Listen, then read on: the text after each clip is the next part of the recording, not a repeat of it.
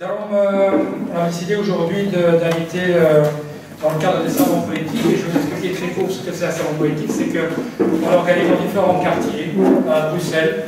On n'a pas besoin d'avoir des salles avec des 500 personnes, ce qu'on veut nous, c'est d'avoir effectivement un échantillon de bruxellois, 30, 40, 50, 60 personnes qui discutent, qui débattent, et on bouge, on va une fois au Bronx, une fois on sera en lac, une fois on se trouve à Anderlecht, une fois on est sur les quartiers de Scarbeck, et on part sur des thèmes qui touchent directement la population.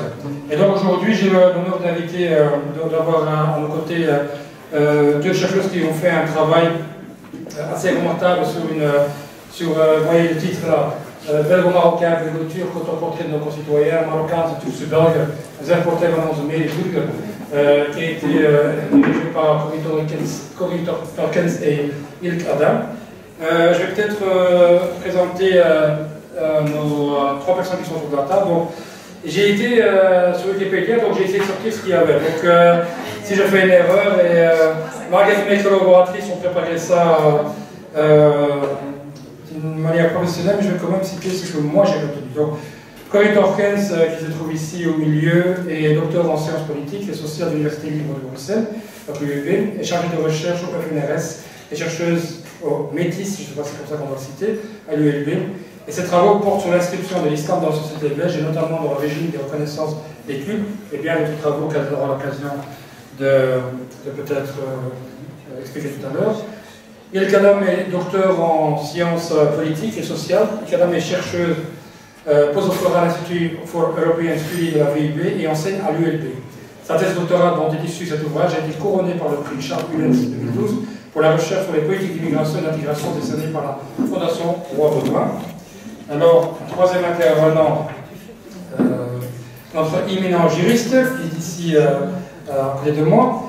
Et donc, j'ai pris son bouquin pour le présenter. Puisque, je ne sais pas si vous avez l'occasion de lire ce bouquin, La laïcité dans l'ordre constitutionnel belge, mais il y avait un petit résumé de la personnalité de M. Saïguine, donc je me suis permis de me baser là-dessus. J'espère que c'est juste parce que donc, Mehmet Alparslan Saïguine est titulaire d'un master en droit et d'un master en sciences politiques à l'Université libre de Bruxelles. Il est spécialisé en droit public et en droit social. Parmi ses centres d'intérêt, la laïcité, la séparation de l'Église et de l'État, les droits et libertés fondamentaux et la lutte contre la discrimination. Auteur de nombreux articles, il participe régulièrement à des conférences et des séminaires sur ces différents thèmes.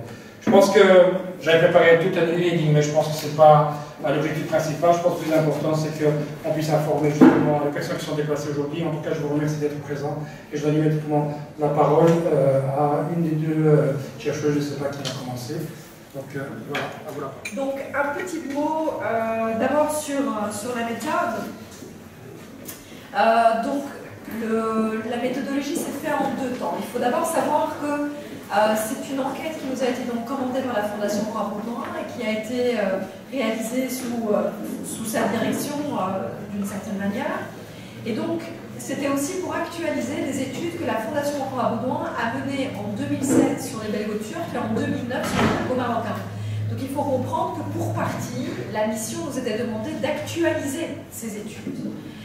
Et pour une autre partie, nous avons été plus loin, nous avons fourni des résultats plus précis, notamment sur la dimension religieuse, qui était, si vous voulez, le deuxième objectif de cette étude.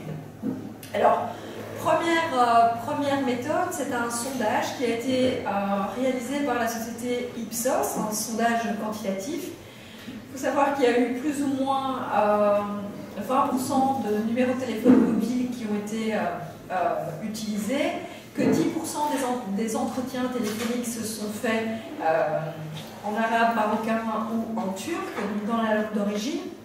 Et qu'après, nous avons mené des analyses quantitatives multivariées. Et vous avez ce qui peut vous donner... donc l'échantillon est représentatif parce que non seulement on a fait attention à avoir des répartitions, ce que vous voyez derrière moi, entre provinces, mais aussi nous avons tenu compte des répartitions entre hommes et femmes, entre classes d'âge, plus entre provinces. D'accord ? Donc tout ça fait qu'au final, on a eu 669 personnes interviewées avec un questionnaire de mémoire, je crois qu'il faisait 35-40 minutes, notre questionnaire. Et petite anecdote, pour avoir 669 questionnaires validés, il a fallu passer 12 000 coups de téléphone. Zeker. Na het kwantitatieve luik, waar dus een statistische analyse is gemaakt van die enquête, hebben we daar een kwalitatief luik aan gebreid. Nu, dat is nogal wetenschappelijke termen. Wat hebben we gedaan? We hebben een aantal vaststellingen uitgekozen die uit die survey naar boven kwamen. Bijvoorbeeld, het gaat niet zo goed met de tweede generatie. Hè? Het gaat blijkbaar beter met de migrant, wat betreft inclusie, participatie en integratie. Marokkaanse meisjes studeren langer dan jongens, maar vrouwen werken minder. Er is geen impact van religieuze praktijk op andere indicatoren van integratie, participatie. Hoe komt dat? Dan zijn we op zoek gegaan naar verklaringen op twee manieren.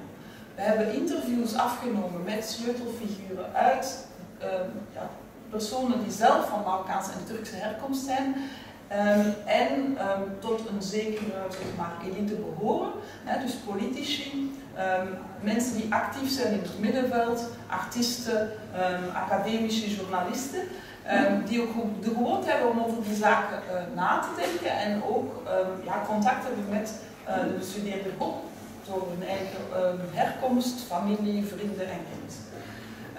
Dan hebben we ook gekeken of ander wetenschappelijk onderzoek gelijkaardige resultaten probeert te verklaren. Wat is elders gezegd geweest over de tweede generatie of over de impact van religieuze praktijken op participatie in de samenleving? En dan hebben we die verklaringen naast elkaar gezet om te zien waar die elkaar kunnen aanvullen en verrijken. Alors, j'ai la tâche un peu ingrate de me mettre à dos les deux co-directrices de cette étude, puisque vous aurez remarqué que je commence par saluer l'étude pour ensuite discuter, puisque je suis là en tant que discutant. Et il est évident qu'on s'épanche beaucoup plus sur ce qui bloque que sur ce qui suscite l'adhésion. Et donc prenez les commentaires que je vais faire, et quand je dis prenez, je m'adresse à mes deux voisines comme étant une invitation à poursuivre évidemment l'échange. Je voudrais d'abord commencer par mettre en évidence une question que m'inspire l'étude. En l'occurrence, ce n'est pas quelque chose que je situerai dans l'étude à proprement parler, mais en parcourant l'étude, c'est une question que je me pose. Est-ce qu'on peut encore aujourd'hui parler d'une culture unique, ou qui serait unique comme étant la norme? En d'autres termes, il y aurait un profil d'individu normal, orthodoxe, conventionnel, qui n'aurait qu'une seule culture, et puis il y aurait des variantes, des profils alternatifs, avec deux cultures chez un même individu, trois cultures chez un même individu. Et quand j'observe le débat public et souvent les discussions que je peux avoir avec des experts, ce que je ne suis certainement pas dans ce domaine en l'occurrence, eh bien c'est cette idée qu'il y aurait un centre autour duquel graviteraient des profils alternatifs. Or, aujourd'hui, dans un monde où les mélanges de couleurs, les mélanges d'origine, les mélanges d'orientation, quelles qu'elles soient, sont tellement massifs, tellement généralisés, et ça ne va pas aller, entre guillemets, en diminuant, on pourrait dire que l'individu qui n'a qu'une culture aujourd'hui est une variante parmi les autres, qui n'est pas la normalité autour de laquelle les autres graviteraient. Sur l'étude cette fois-ci, bien sûr les chercheurs et les personnes qui ont coordonné l'étude prennent, et quand vous lisez l'étude, ça se voit, beaucoup de précautions pour faire des distinctions et ne pas tout mélanger. C'est ce qui fait l'intérêt de cette étude également. À titre personnel, en tant qu'intervenant dans le débat public, j'observe néanmoins, je suis un peu gêné. Pourquoi ?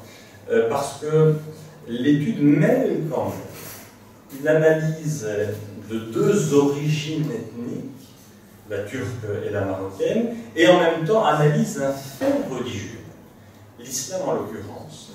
Selon moi, cela est de nature à alimenter, ça se traite en tous les cas, au risque qu'on alimente l'idée que l'islam est une religion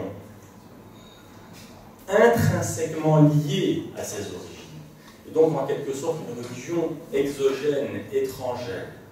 Alors que la seule existence de musulmans, entre guillemets, le mot je ne l'aime pas, convertis, montre que cette religion ne doit pas s'analyser dans un cadre ethnique, sans compter que tous les Turcs, évidemment, et tous les Marocains ne sont pas de confession musulmane. Et donc, je n'ai encore une fois pas de solution miracle à ce niveau. Je suis bien conscient qu'il doit y avoir des variables et des contraintes qui rendent difficile ce type d'étanchéité, ce type de distinction à opérer, mais en tous les cas, cela semble, selon moi, receler un risque qu'on continue à amalgamer des choses qui ne sont pas nécessairement, à strictement parler, amalgamées.